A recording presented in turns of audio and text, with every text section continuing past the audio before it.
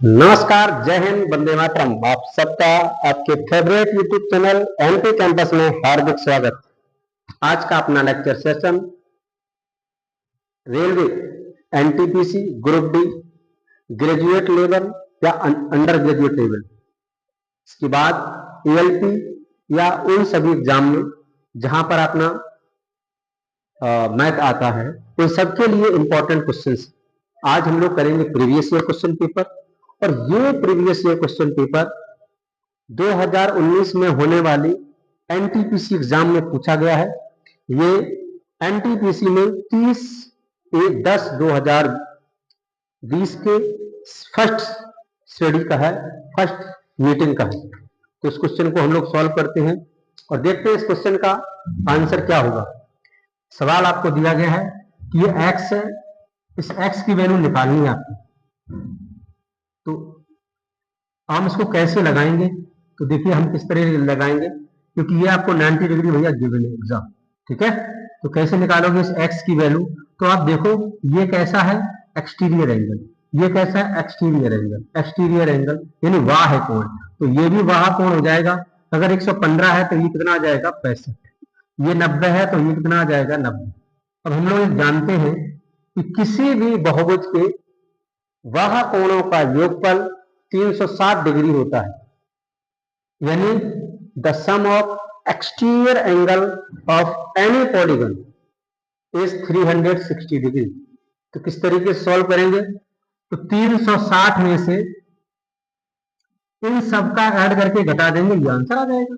तो 90 और ये 65 और 65 130, 130 और 90 9 3 12, कितना हो जाएगा 220 में 80 जोड़ देंगे 300, 300 जोड़ दिया तो ये कितने डिग्री आ जाएगा 60 डिग्री। यहां से हम दो छोटे छोटे फार्मूले सीखेंगे। देखो फार्मूले क्या है, फार्मूले आपके हैं कि किसी भी बहुभुज के किसी बहुभुज के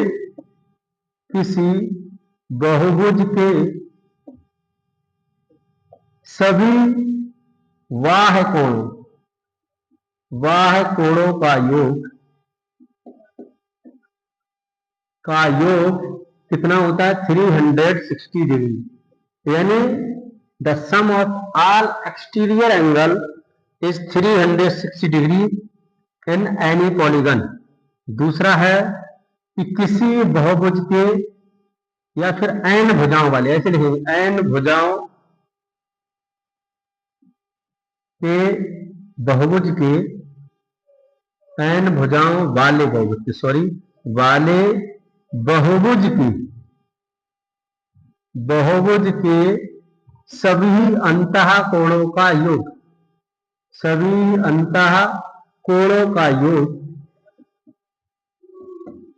कितना होता है भैया n-2 into 180 degree, n-2 into 180 degree.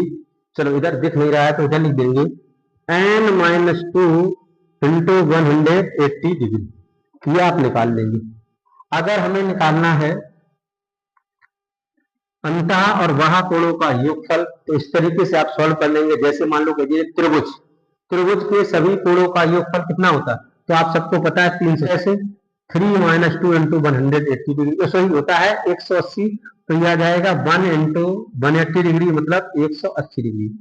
अगर यही कह दिया जाए किसी पंचभुज के सभी वाह कोणों का योगफल, तो n की वैल्यू कितनी आ जाएगी 5 - 2 इंटू 180 डिग्री, यानी 3 आ जाएगा घटाकर, और 18 तिया कितना हो जाएगा 54, मतलब 540 डिग्री। इस तरीके से आप सॉल्व कर सकते हैं। चलिए ये आज का फर्स्ट क्वेश्चन था। सेकेंड क्वेश्चन आप व्हाइट बोर्ड पर आएगा, आपकी स्क्रीन पर आएगा, उसको सॉल्व करो। सेकेंड क्वेश्चन है आज का। क्वेश्चन ये कह रहा है आपके सामने गिवन, ये 50 डिग्री है, ये 30 डिग्री है, 25 डिग्री। हमें किसकी वैल्यू फाइंड करनी है, एंगल एईडी। एईडी का मतलब हो गया एईडी, यहां ये बना लें, तो हमें ये वैल्यू निकालनी है। और इस वैल्यू एईडी, हाँ बिल्कुल सही है। तो हमें ये वैल्यू कैसे निकालनी पड़ेगी, सबसे पहले आप ये देखें कि देखिए ये एक ट्रायंगल है, एबीसी एक ट्रायंगल है, और इस त्रिभुज में ये वाला कोण कैसा है, बैस कोण। कैसा कोण है? बहस कोण। मतलब जैसे ये ट्रायंगल, इस ट्रायंगल का ये कौन सा होता है? बहस कोण होता है। और इस बहस कोण की विशेषता क्या होती है? ये बहस कोण अपने सम्मुख अंतः कोणों के योग के बराबर होता है। मतलब ये अगर मान लो 60 डिग्री है और ये 50 डिग्री है, तो ये आपका आ जाएगा 110 डिग्री। यानी जो 110 डिग्री आया है वो इसे छोड़कर इन दोनों के सम के इक्वल होता है, योग के बराबर होता है। ठीक है, तो ये तुम्हारा है, इसे कहा जाता है बहस कोण, या इसी को हम लोग कहते हैं बहस कोण। इसे कहते हैं एक्सटीरियर एंगल, बहस कोण। तो exterior angle sum of opposite interior angle, जो एक्सटीरियर एंगल है वो इक्वल किसके होता है? सम ऑफ अपोजिट इंटीरियर एंगल की। तो इस ट्रायंगल में देखो, ट्रायंगल ए बी सी, ये एक्सटीरियर एंगल हो जाएगा, तो इन दोनों का सम हो जाएगा 50 और 30, ये कितना आ जाएगा? 80 डिग्री।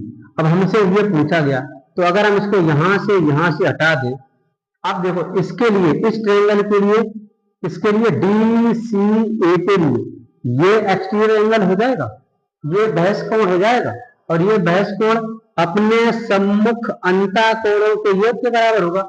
यानी 80 और 25 जोड़ दोगे, 80 20 100 और 5 105, तो कितने डिग्री के इक्वल हो जाएगा? 105। ठीक है, नेक्स्ट क्वेश्चन देखते हैं।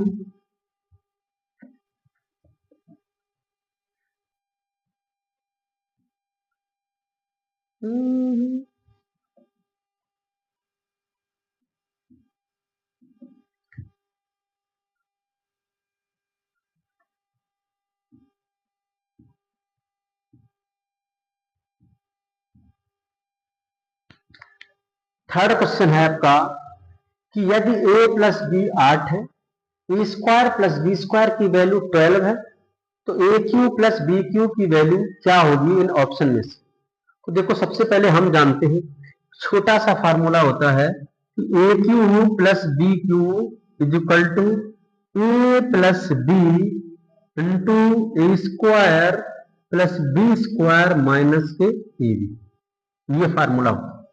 अब देखो, यानी इसका जो आंसर आएगा वो a प्लस बी इन 8 से डिविजिबल होगा, 8 से विभाज्य होगा। अब 8 से कौन कौन सी ये संख्या कटती है, इससे ये पता चल गया, ये वाला ऑप्शन नहीं होगा। क्यों? क्योंकि भैया 11 लास्ट हमारा 8 से तो कट ही नहीं सकता। हाँ, क्या ये दोनों तीनों कर सकते? हाँ, तो चेक भी नहीं करना है, आगे चेक करना है। अब हमें क्या करना पड़ेगा? देखो, हमें a प्लस बी की वैल्यू दी गई है, ए स्क्वायर प्लस बी स्क्वायर की वैल्यू दी गई है, ए बी की वैल्यू कैसे निकालें? तो देखो भैया, होता है a प्लस बी का whole square is equal to A square plus B square और प्लस के 2ab।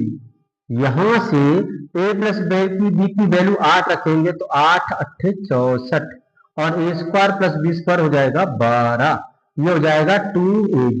अब देखो, 64 में से 12 घटाएंगे तो आ जाएगा, कितना आ जाएगा? 52, और 52 2ab, यानी ab की वैल्यू कितनी आ जाएगी? 26।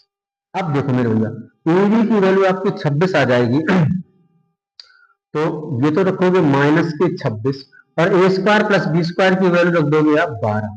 देखना भैया, यहां से कुछ लग रहा है आपको कि आंसर जो होगा वो माइनस का होगा, और माइनस का होगा 8 से डिविजिबल होगा, तो यही वाला आंसर होगा, 8 से डिविजिबल है और अपना कैसा है? माइनस है।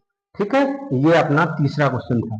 आज चौथा क्वेश्चन देखते हैं। आज का क्वेश्चन नंबर है, सबसे लंबे खंबे की लंबाई बताइए जिसे 30 मीटर, 15 मीटर और 10 मीटर विमा वाले एक बड़े से बड़े कमरे में रखा जा सकता है। जब भी इस तरह का क्वेश्चन आएगा कि किसी भी लट्ठे को एक बड़े से बड़े घनाभाकार कमरे में रखा जाएगा, ऐसे कंडीशन में हम उसका विकर्ण निकालते हैं, और घनाभ का विकर्ण होता है L square plus B square और प्लस के एच स्क्वायर। एल की वैल्यू रख देंगे, देखो मेरे भैया, एल की वैल्यू कितनी है? 30 का स्क्वायर, इसके बाद अपना है 15 का स्क्वायर, और इसके बाद अपना है 10 का स्क्वायर। चलो देखते हैं, 30 15 10, ऐसा लग रहा कि वो संख्या शायद और शायद 5 से कटेगी। अगर वो संख्या 5 से कटेगी, 5 से कटने वाली ना तो ये संख्या है, ना ये संख्या है, ना ये संख्या है, अपना आंसर नंबर आ जाएगा थर्ड। हल करने की आवश्यकता नहीं थी, फिर भी करके दिखाएं। तो 300 का 30 का स्क्वायर 900 हो जाएगा, 15 का स्क्वायर 225 हो जाएगा और 10 का स्क्वायर 100 आ जाएगा। 900 और 100 1000, 1225। 1225 किसका होता है? 35 का स्क्वायर। इस वजह से ऑप्शन नंबर आपका कौन सा हो जाएगा? सेकंड। नेक्स्ट क्वेश्चन देखते हैं।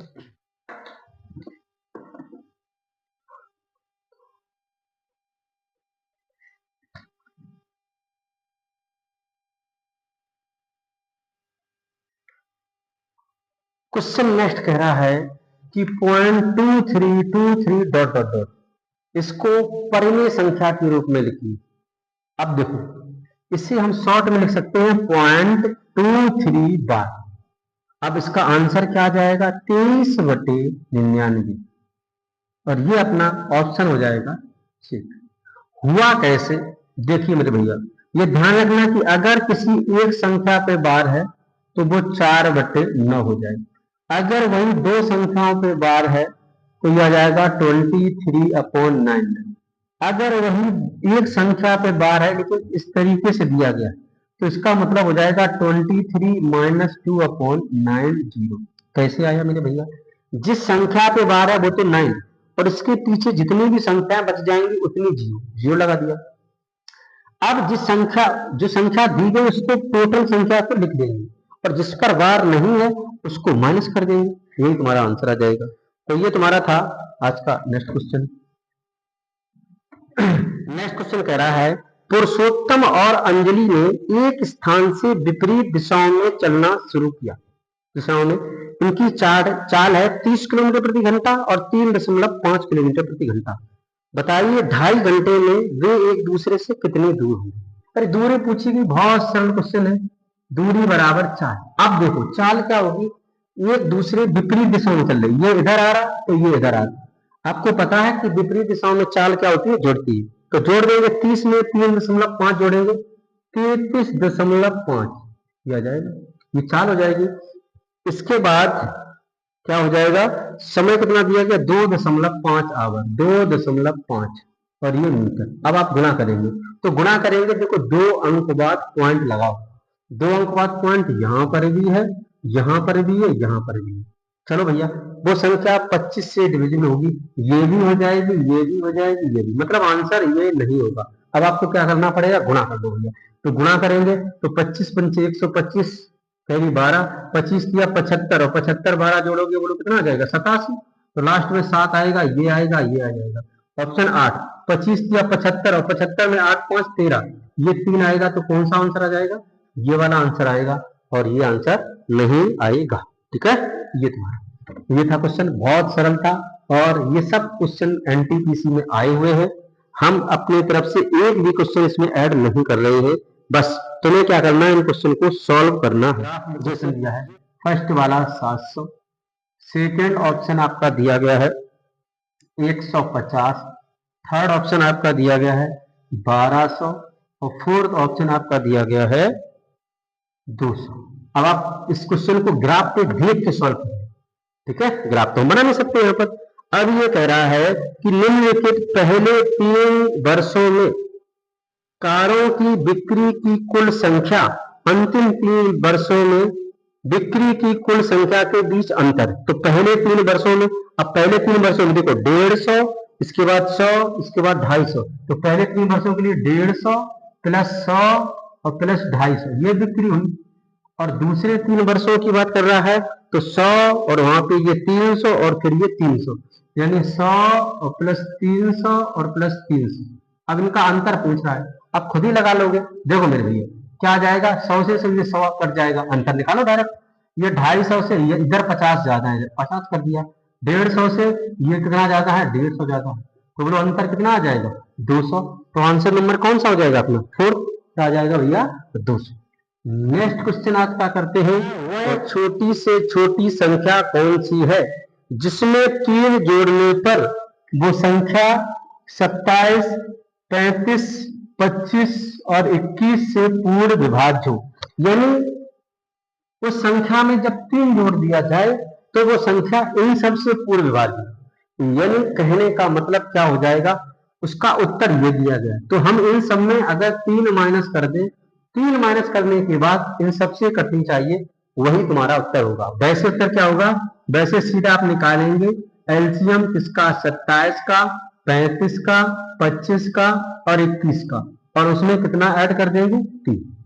तो चलो हम पहले से 3 निकाल हटा रहे हैं यहाँ से, तो ये तुम्हारा आ जाएगा 4 7 2 2। यहाँ 3 आप माइनस करोगे, यहाँ से 3 माइनस करोगे तो तुम्हारा आ जाएगा 3 1 3। यहाँ से 3 माइनस करोगे तो आ जाएगा 4 7 2 5, और यहाँ से 3 माइनस करोगे मेरे भैया तो तुम्हारा आ जाएगा 9 19 47। ये अपने मन में कर लेना। अब क्या करना है, तो इन सबसे दो कटनी चाहिए मेरे भैया।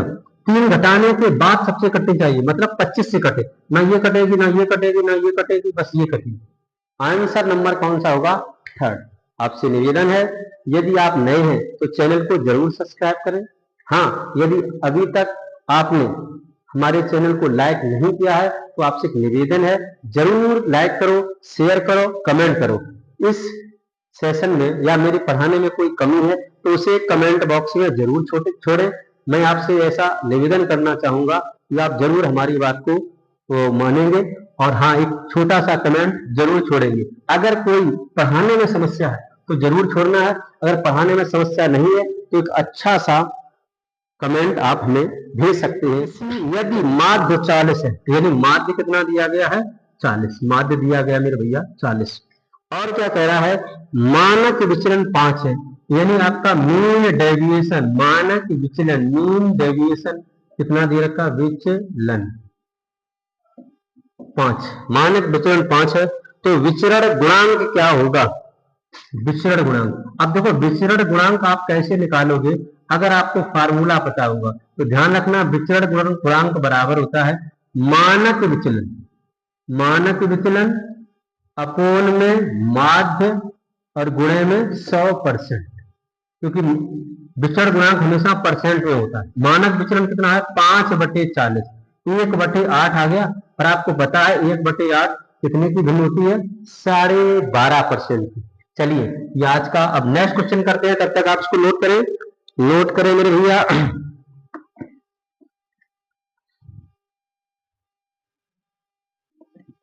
जल्दी से नोट करें। चलो अब हम ऐसा मान लें कि आपने नोट कर लिया होगा, तो नेक्स्ट क्वेश्चन के लिए हम मूव करते हैं। चलिए भैया नेक्स्ट क्वेश्चन के लिए क्या दिया गया, बहुत बढ़िया छोटा सा क्वेश्चन है, नन्हा सा क्वेश्चन है कि हमें वर्गमूल निकालना है किसका, 36.1 बटे कितने का, 1024, 10 2.4। तो क्या करेंगे, इस पॉइंट से पॉइंट हट जाएगा। ये कितने का आता है बताओ भैया, ये कितने का आता है 19, और ये कितने का आता है 32। तो ऑप्शन नंबर कौन सा हो जाएगा, सेकंड। कौन सा हो जाएगा, option number second. Next question है, नेक्स्ट क्वेश्चन प्रोबेबिलिटी का क्वेश्चन, और क्वेश्चन आपका बढ़िया है, बुक हमारी बड़ी है, इस वजह से हमें इसे टेबल पर रखना पड़ता है। तो टेबल भी नहीं भैया यहाँ पर, यहाँ तो अपना बेंच पड़ी है, अपनी कोचिंग है छोटी सी, उसी की। क्या करा, दो पासों में से दो पासों को एक साथ फेंका गया और उन पर अंकित संख्याओं का योग नोट किया गया। तो कह रहा योग 12 होने की प्रायिकता। देखो जब दो पासे फेंकोगे तो देखो प्रायिकता है, तो देखो यानी इसको हम लिखते P बराबर NE/NS। NS का मतलब number of sample space, total sample space की, और नंबर ऑफ इवेंट्स यानी घटनाओं की घटना की संख्या, तो कितनी घटना है। अब वो कह रहा है जब दो पासे को फेंकोगे तो पहला पासा फेंका जाएगा, उसमें कुल संभावित घटना 6, दूसरे को फेंकोगे तो कुल 6। अब इस कुल के लिए क्या होगा, 6 × 6, यानी टोटल कितना आ जाएगा अपना 36 अपोन। अब वो कह रहा है जब दो पासे उछाले हैं तो ऐसे दो घटना लिखो जिनका योग 6 है, सॉरी कितना है 12। तो 12 के लिए 6 और 6 ही आना चाहिए, तभी तो तुम्हारा 12 होगा। तो ऐसा कितना होगा 1। ऐसे इवेंट्स कितनी आएंगी, ऐसी कितनी घटनाएं आएंगी, एक ही घटना आएगी। क्यों, 6 6 12, 5 के बाद 7 12 होना चाहिए, 7 होता ही नहीं भैया, 6 6 होता है। तो इसकी प्रायिकता क्या हो जाएगी, 1/36। क्या प्रायिकता हो जाएगी, 1/36। प्रायिकता का चैप्टर हम आपको बिल्कुल जरूर पढ़ाएंगे। नेक्स्ट क्वेश्चन देखिए आज का, क्वेश्चन कि किसी वस्तु को 138 रुपए में बेचने पर दुकानदार को 8% की हानि होती है। यानी जो 138 रुपया मिला है वो 92% की कीमत मिली, क्योंकि कोई वस्तु 100% होती है, 8% घाटा मतलब 92% में दी गई। अब वो कह रहा उस वस्तु को 4% लाभ पर बेचा जाता, यानी किस पर बेचा जाता? 104%। तो वस्तु की तो धनराशि क्या मिलती? काट दो परसेंट से परसेंट, 4 से काटो, 4 से अगर काटोगे 4 दूनी 8 और 4 तिया 12, 4 से ये काटो 4 दूनी 8 और 4 छंग 24, 23 से काटो कि छंग 18, 6 तिया 18, 6 हाँ सही है, 26 छक्का 6 छंग 36, लास्ट में 6 क्या जाएगा? लास्ट में 6 आ जाएगा, यानी 156।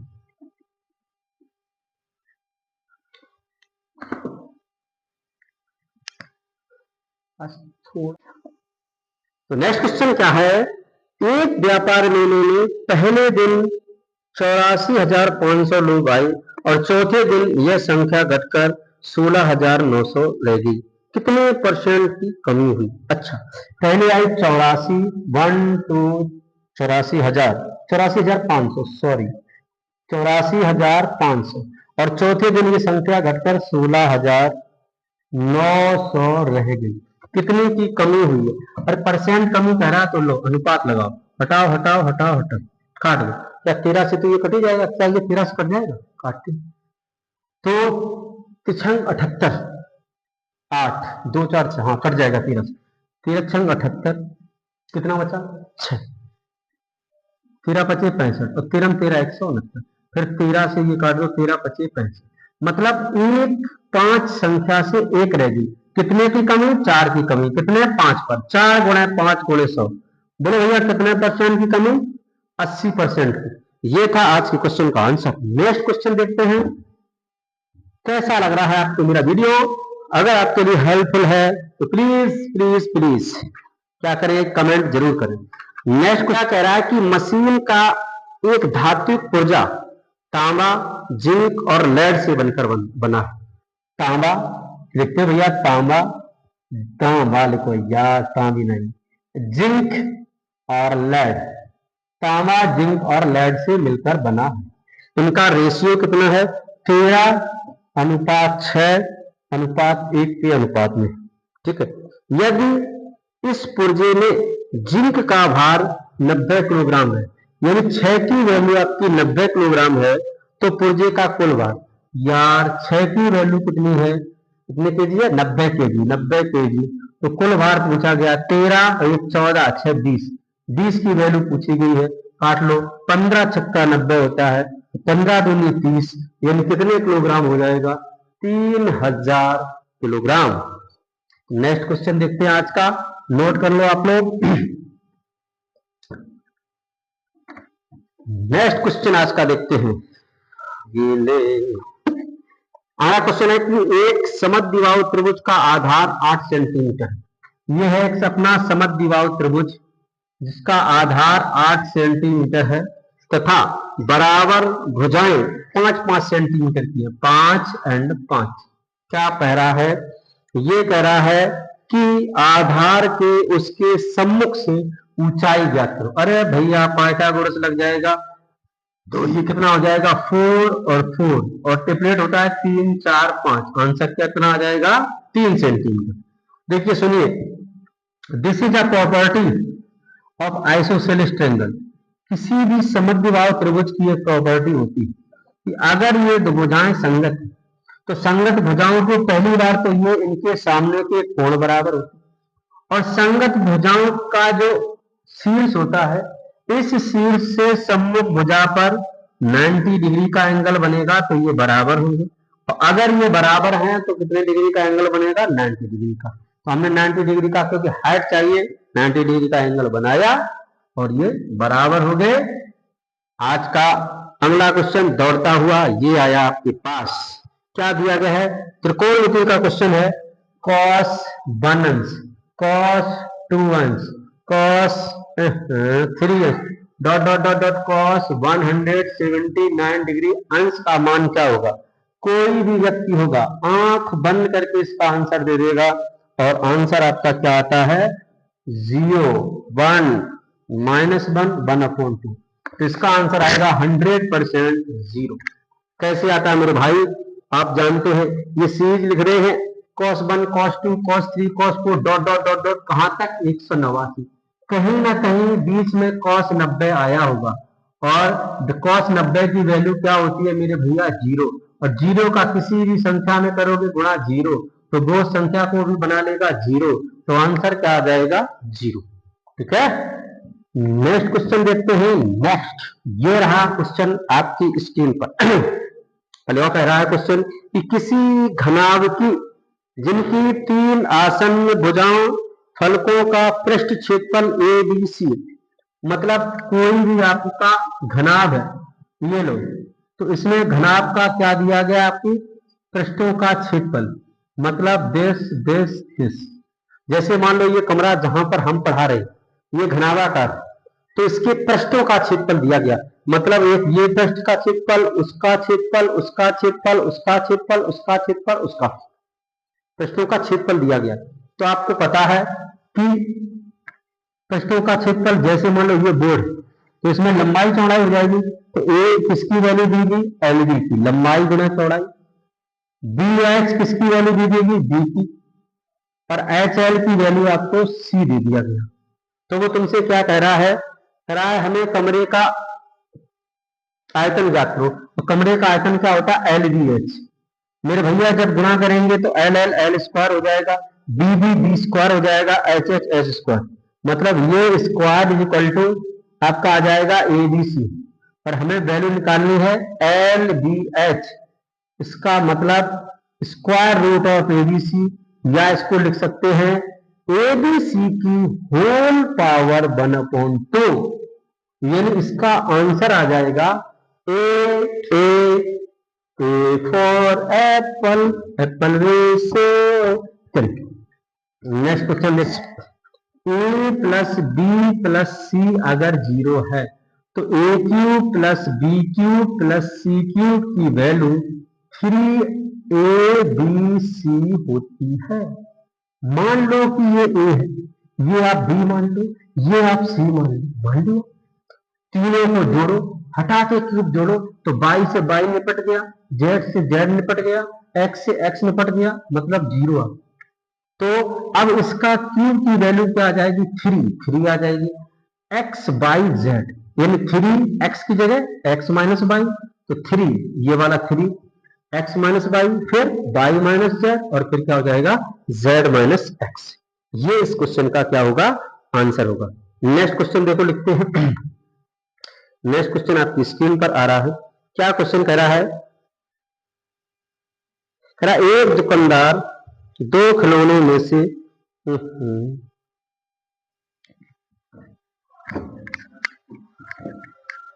चलिए भैया नेक्स्ट क्वेश्चन के ऑप्शन लिखते हैं। नेक्स्ट क्वेश्चन के ऑप्शन लिखते हैं 10% लाभ, 10% हानि, 1% लाभ, 1% हानि। पहला ऑप्शन है 10% लाभ प्रॉफिट, दूसरा है 10% लॉस, तीसरा है 1% प्रॉफिट, और फोर्थ है 1% लॉस। आपका स्क्रीन पर लिखकर आएगा, आराम से बड़े तसल्ली से बड़े प्रेम से उसको सॉल्व कीजिए। हम क्वेश्चन पढ़ते हैं। क्वेश्चन आपसे ये कह रहा है कि एक दुकानदार ने 2 खिलौने प्रत्येक को 990 रुपए में बेचा। पहले खिलौने पर उसे 10% का लाभ हुआ और दूसरे खिलौने पर 10% की हानि, कुल पर कितने % का लाभ या हानि हुई। तो बहुत सरल है मेरे भैया, जब भी ऐसा क्वेश्चन आ जाए रियल वैल्यू से कोई लेना देना नहीं है।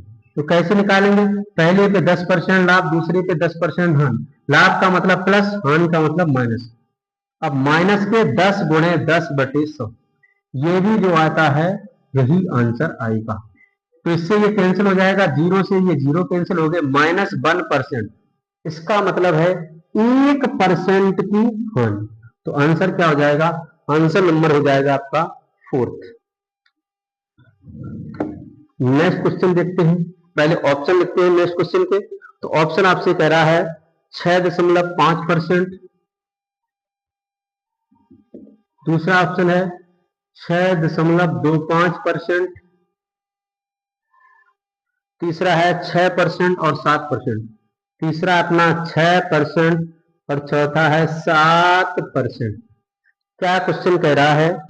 क्वेश्चन ये कह रहा है कि चक्रवृद्धि ब्याज की गणना वार्षिक तौर पर होती है, तो चक्रवृद्धि ब्याज की दर पर एक धनराशि 2 वर्षों में 1600 और 3 वर्षों में 1700 हो जाती है। यानी कोई धनराशि है वो 2 वर्षों में तो हो गई 1600 और 3 वर्षों में हो जाएगी मेरे भैया 1700।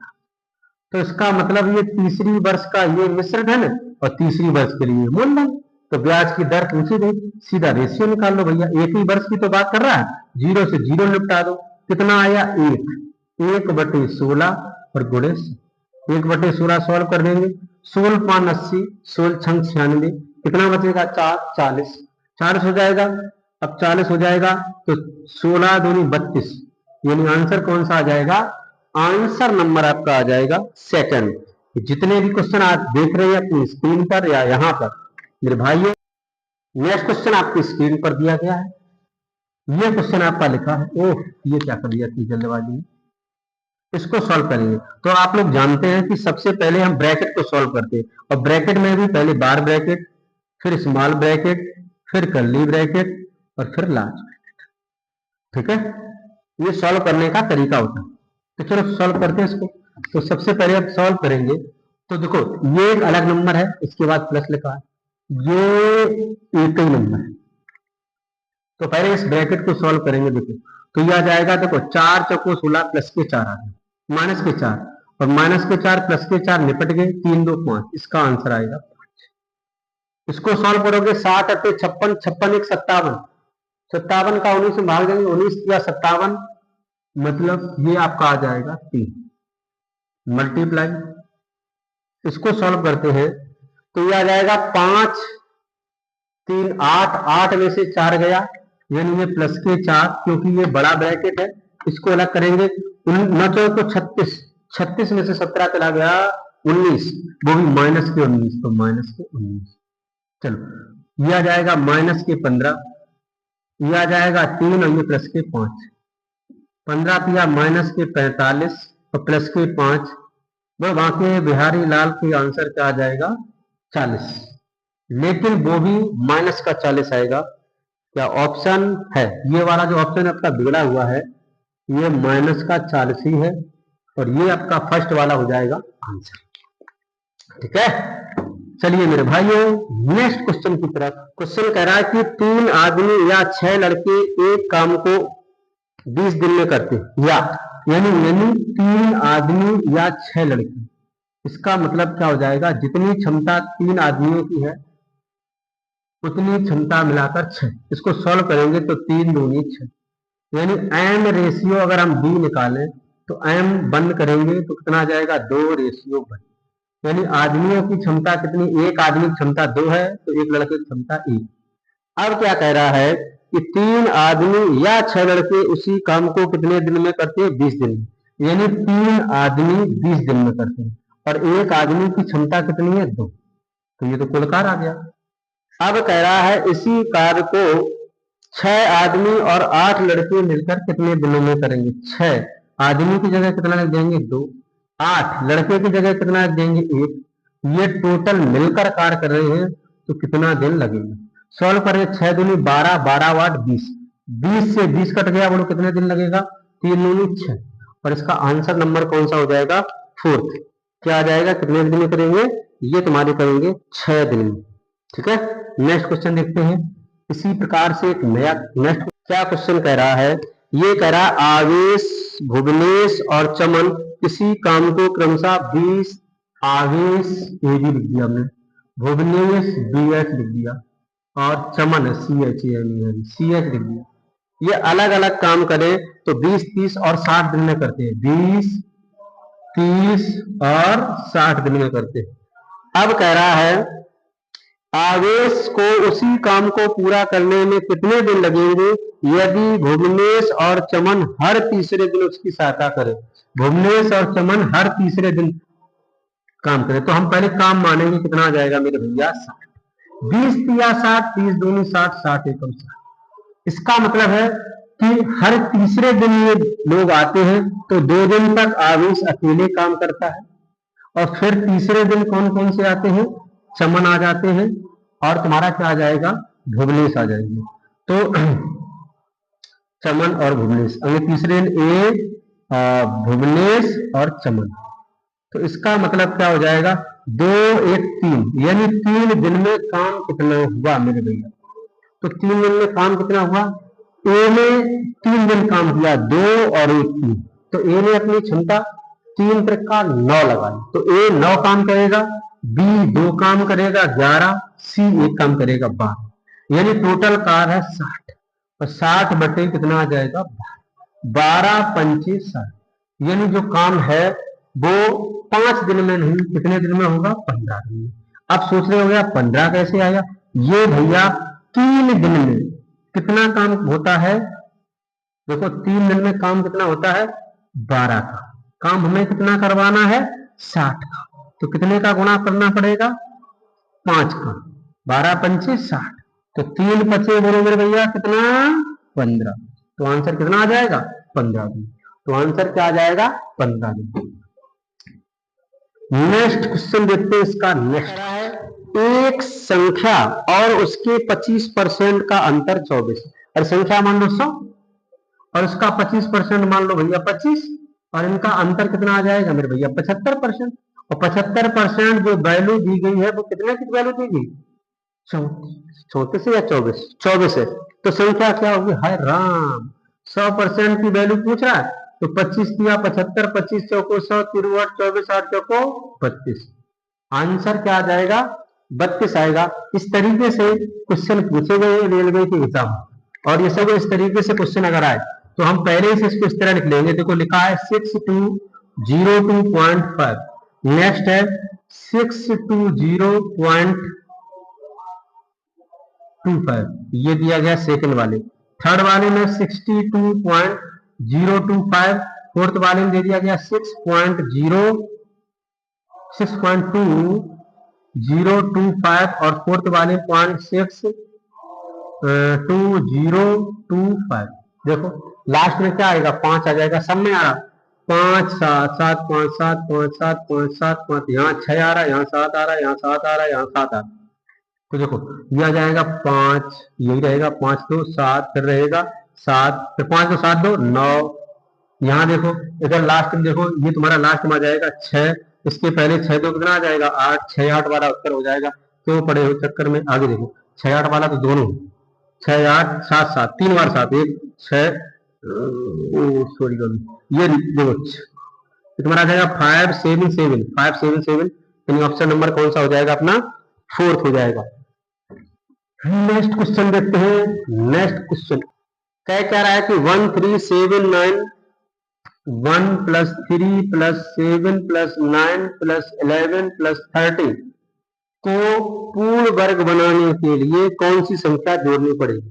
अरे भैया बिल्कुल सरल है, कितना जोड़ दे, कितना जोड़ दें इसमें, तो क्या जोड़ेंगे 5, क्योंकि ये क्रम से संख्या लिखी, ठीक है, या फिर आप जोड़ लो भैया, आपको नहीं लग रहा है तो 3 1 4 4 9 4 13 13 7 20 20 3 23 23 1 24 की 4 हासिल 2 2 2 2 3 सॉरी 4 44 आएगा, तो कितना जोड़ना पड़ेगा 5, तभी तो भैया हो जाएगा 49, तभी तो ये संख्या बन जाएगी पूर्ण वर्ग। चलिए नेक्स्ट क्वेश्चन, बिंदास क्वेश्चन है, देखिए नेक्स्ट क्वेश्चन आपका दिया गया cos 12 degree, cos 84 degree, cos 168 degree और cos 96 डिग्री का मान इनमें से क्या होगा। ऐसे क्वेश्चनों के आंसर 1 0 माइनस, इसके अलावा कुछ नहीं आते। थोड़ा कॉन्सेप्ट समझ लो, अगर लिखा है cos 180 माइनस थीटा तो क्या होता है माइनस की cos थीटा, बस ये ध्यान रखना। यानी अगर तुम्हारा लिखा है a + b = 180 डिग्री, तो आपका जैसे मान लो cos a और प्लस cos 180 या हाँ सुनो ये लिखा होगा cos b, तो कैसे सॉल्व करोगे, ये तो cos a होगा, ये cos 180 माइनस a कर दोगे तो देखो ये तो cos a हो जाएगा, और cos 180 माइनस थीटा माइनस के cos a, तो ये खचड़ा में खचड़ा खत्म, आंसर क्या होगा 0। देखो भैया 12 और ये 168 जोड़ो भैया, बोलो हो गया 180, एक जात की खत्म खत्म। 84 ये जोड़ो, 6 4 10 और 18 180 हटाओ, ये तुम्हारा हो जाएगा खचड़ा में खचड़ा। आंसर नंबर अपना आ जाएगा, कौन सा आ जाएगा 0। तो इसका आंसर क्या होगा 0। नेक्स्ट क्वेश्चन देखते हैं। नेक्स्ट क्वेश्चन क्या क्वेश्चन कह रहा है, ये कह रहा है सुनीला के पास रोटी बनाने के लिए 9 से 1/4 किलो आटा था। अच्छी बात है, कुल आटा था 9 से 1/4, यानी कुल आटा था 9 को 36 और 1 37/4 किलो। अब क्या कह रहा है, रोटी की रेसिपी के लिए उसे रोटी के लिए एक पेड़ा बनाने के लिए 1 से 1/8 किलो आटा लगता है। एक पेड़ा का मतलब एक लोई बनाने के लिए कितना आटा लगता है, 1 से 1/8। 1 से 1/8 का मतलब हो गया 9/8। अब वो तुमसे कह रहा है तो बताइए इससे कितने पेड़े बनाए जा सकते हैं। अरे कुल आटा इतना है और एक लोई बनाने के लिए इतना आटा लगता है, तो हम क्या करेंगे, डिवाइड करेंगे। कितना सुंदर सवाल। अब पहली चौथी दूसरी तीसरी होता है तो देखो 4 दूनी 8 और 9 से 37 तो कटेगा नहीं, तो ये तुम्हारा आ जाएगा 37 गुणे 2/9। कटेगा नहीं तो 37 दूनी कितना आ जाएगा 74/9। 9 8 72, देखो तो कितने पेड़े बनेंगे 8। कितने पेड़े बनेंगे 8 पेड़े बनेंगे, और ये तुम्हारा इसका आंसर होगा। क्या होगा इसका आंसर होगा। चलिए तो अब चलते हैं नेक्स्ट। ये कह रहा राजेश खेल के पहले दौर में अपनी धनराशि का 1/3 हार गया। ओ भाई जुए का खेल लग रहा। और कह रहा है और खेल के दूसरे दौर में वह अपनी बची हुई धनराशि का 3/5 हार गया। मतलब उसके पास x रुपए मान लो थे, मान लो x रुपए थे। अब वो ये कह रहा है 1/3 हार गया, तो हार गया तो उसके जेब में से चला गया। अगर 3 रुपए थे, एक हार गया, बचा कितना 2/3 मल्टीप्लाई।